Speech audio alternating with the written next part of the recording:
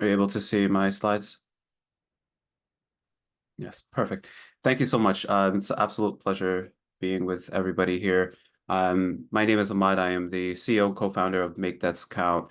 And what I'm hoping to really do at the end of this talk is shift gears a little bit and talk about our experience really in terms of an application of mortality surveillance development, verbal autopsy, and really give you a sense for what the role of social entrepreneurship is in international development, more specifically within global health. There's really a major role that it can be that it can play on the global scene. And so sort of my objectives for this include highlighting the role of social entrepreneurship in international development, specifically within global health, exploring a little bit our organization's work, Make Deaths Count, as a case study of this with a little bit about our first project in Northwest Syria. And hopefully you'll be able to get some takeaways that you can apply to your own work, whether it is in entrepreneurship or not. So to begin, I would like to just define what social entrepreneurship is, which really it's a mission-driven approach to solving social, environmental, economic problems through social or innovative solutions. And it's unlike traditional entrepreneurship where profit is primarily the focus. Social entrepreneurship prioritizes itself on social impact while maintaining financial sustainability. And really, there's generally two models. There is the nonprofit model that is historically associated with social entrepreneurship, but there's also the for-profit social model where profit is a priority so long as it aligns with the social mission of the organization. And there are many examples of the types of sectors that social entrepreneurship finds itself in, including healthcare access, education, clean energy, poverty alleviation, microfinancing, climate change, and so on and so forth. Now, with regards to social entrepreneurship within international development, it the real power of it is that it traditionally fills in gaps in areas where other institutions such as governments, academia, and traditional businesses fall short. And it really has been able to address many of the social or the sustainability developmental goals, including good health and well-being, reducing inequalities, and partnership for the goals. And the way that I really like to think about the impact of social entrepreneurship is thinking about sort of these four main pillars of social entrepreneurship within any project that it really seeks itself in. So the first one is that of innovative solutions. And this is one of the pillars that social entrepreneurship really shines through, where entrepreneurs and social enterprises, kind of an umbrella term for organizations that have this social mission, they really try to create innovative solutions tailored to either a unique problem or unique populations or demographics. And these include solutions such as technologies for mobile apps, health mobile apps, telemedicine, low-cost medical services, so on and so forth, for a particular issue of interest for them. And some real-world applications of this include mobile clinics in rural areas, AI-driven diagnostics tools, as we've heard of today, affordable, scalable healthcare models, and many more different solutions. But there's always a very particular and unique sort of issue that a innovative solution is made to fit. Now, the second pillar is that of bridging gaps in healthcare access. And this is perhaps one of the ideas where social entrepreneurship pulls a lot from traditional entrepreneurship. So within traditional entrepreneurship, there's this idea of product market fit. How can the entrepreneur make a product that fits very well within the market? Meaning, how can they create a product or service that the client or customer actually wants to buy? And the process that brings that about is essentially reiteration of the product or service after feedback from the client. And within social entrepreneurship, I'd like to call this the product community fit, where there is this collaboration between the social entrepreneur and the partners traditionally within global health on the ground in low and middle income countries to help develop and bring about a solution that is actually going to bring about the impact that they would like and have the kind of goals that are shared between the two. The third is that of economic and social impact. So in addition to the primary healthcare outcome that the social entrepreneur may have within global health, there's always this economic and social impact that is sort of a secondary outcome that is of top mind as well when developing that product or service. So, for example, that includes creating jobs either directly through the project itself or through creation of transferable skills and other media that allow the participants to use elsewhere outside of the project. And of course, the social impact, including creating a healthy community where by addressing the primary outcome of the healthcare impact, you end up creating a healthier population that is able to then have this ripple effect of having increasing economic development within that local community. And then finally, sustainable model. And I think this is perhaps one of the ideas that is so central to entrepreneurship as a whole, which at the end of the day, it is a business. And all businesses always have the idea of how to remain sustainable or else they will end and be out of business. And so for social entrepreneurs, what's great about this is that any project that they work on abroad, especially in global health, the idea of sustainability is always top of mind. How can we maintain the sustainability of a project from an economic perspective in terms of increasing sources of revenue? In terms of personnel, how can we see the sustainability of this with the partners and the community going forward? So that's always a big factor for a lot of social entrepreneurs when they're creating a project from the beginning. And so we're going to take these four factors or pillars moving forward and try to apply them a little bit into the work that we've done at MakeDeathsCount. So our organization is it's a social enterprise that essentially works with NGOs and ministries of health in low and middle income countries to help develop their mortality surveillance systems through the use of verbal autopsy. And we are only about 2 years or so into our founding. And really what brought us this incentive to start the organization was that we were approached by our partner who's on the call today from Northwest Syria to develop a tracking system, a mortality surveillance system to track deaths in Northwest Syria. And traditionally, this has been approached through an academic and a research setting, but we had wanted to harness sort of these four pillars, the power of social entrepreneurship, and create an organization in order to tackle this issue that we soon learned wasn't just an issue localized in Syria, but in many other regions in the world.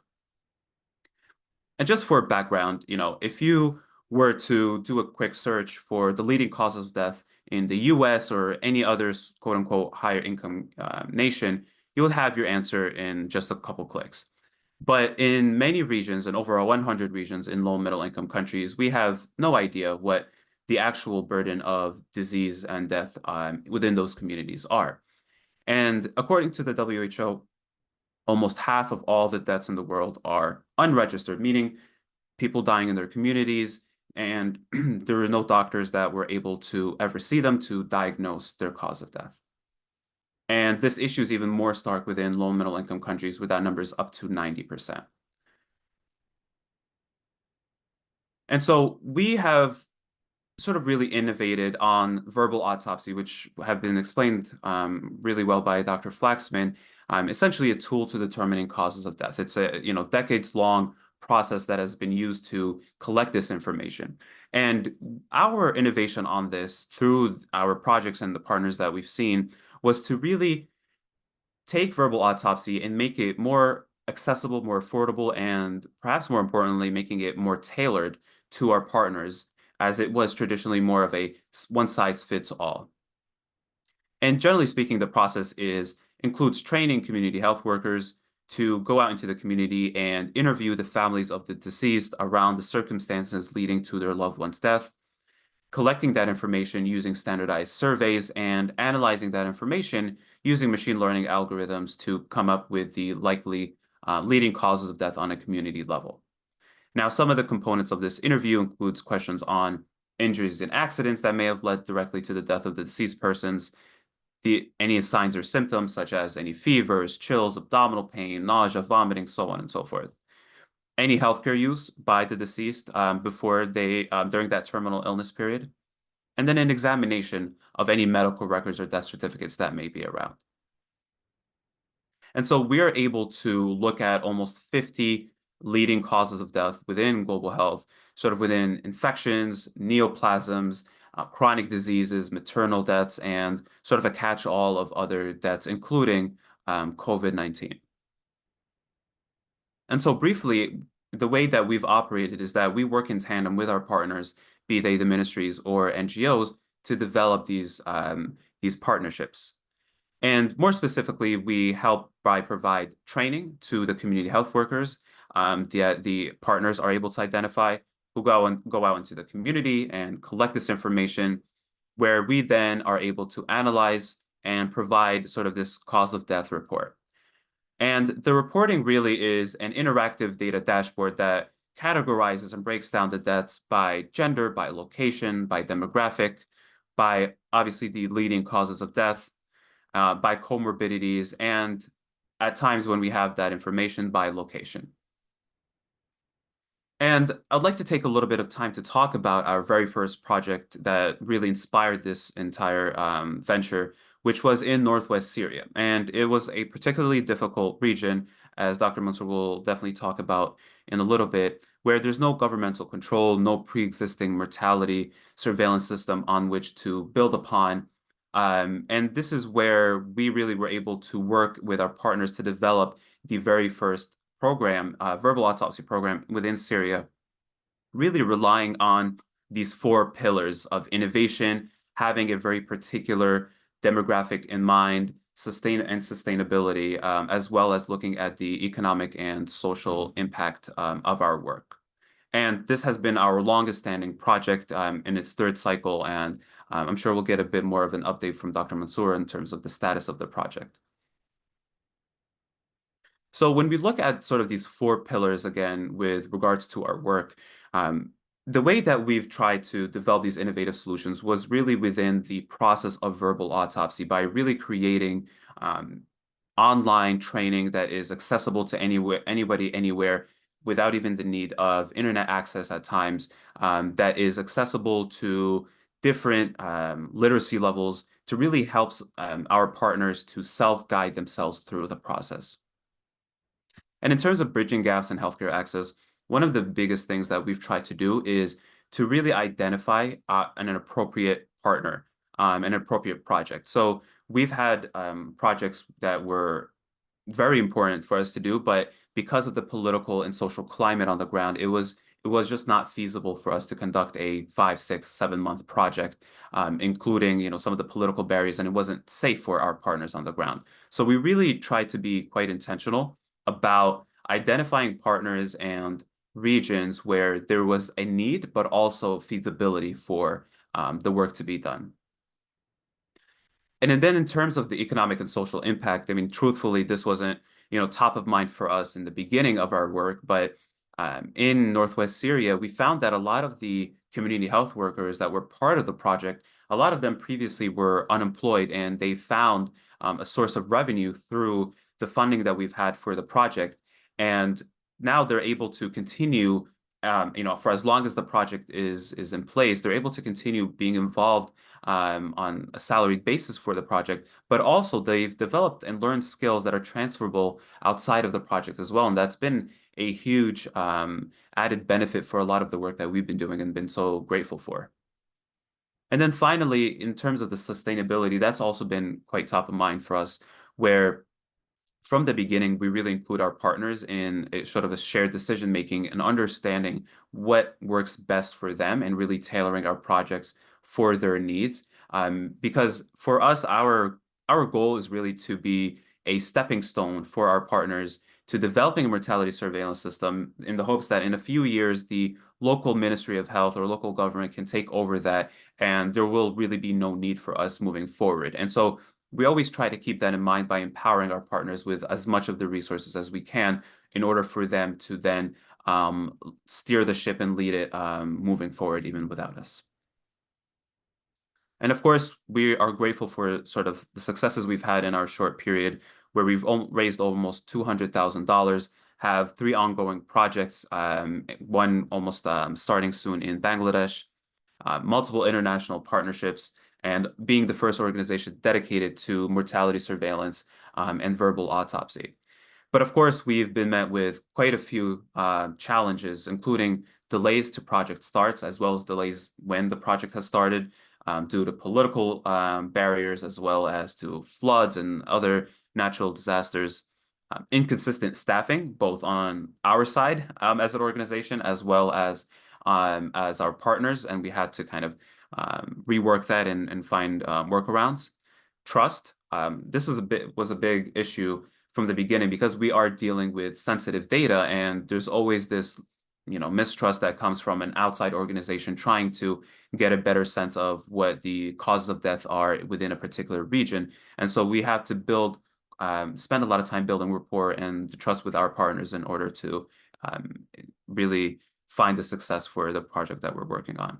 And then, of course, funding. Funding is always an issue with a lot of these projects, and we always have to find the appropriate partner that has resources along with our resources that together can make sure that we ensure the success of the project in the end. And so, just generally speaking, some of the challenges that I think we can learn from as entrepreneurs is one is the funding and resource limitations, including, finding consistent funding for projects to ensure the viability and sustainability of a project. And sort of some of the solutions that we've been able to find is that, having impact investors, either angel donors or, social venture capitalists who are able to really see the mission and the vision of the work that you're doing and willing to support you in that. Obviously, crowdfunding, partnerships with large organizations that have pre-existing resources, and emphasizing measurable impact when you can. Second is the regulatory and political barriers. This is especially the case for anybody doing global health work in different regions as we have, in terms of compliance with local laws and regulations. And the biggest workaround for this has been for us to rely on our partners who understand the local political environment far better than we can. And we try to get a sense of that early on from our partners so that we can tackle it as early on as possible to ensure that there are no further delays later on when the project is starting. And then finally, sustainability and the scale of the project. Scaling any project is difficult, especially within a resource limited setting. And so some of the things to keep in mind is how can you maintain the scalability and the sustainability of the project that you're doing from the very beginning, when you're designing the project itself even. Leveraging technology, building local capacities, again, revenue generating components of your project and different sources of revenue to ensure that if anyone falls through, you still have other sources coming in sustaining your project.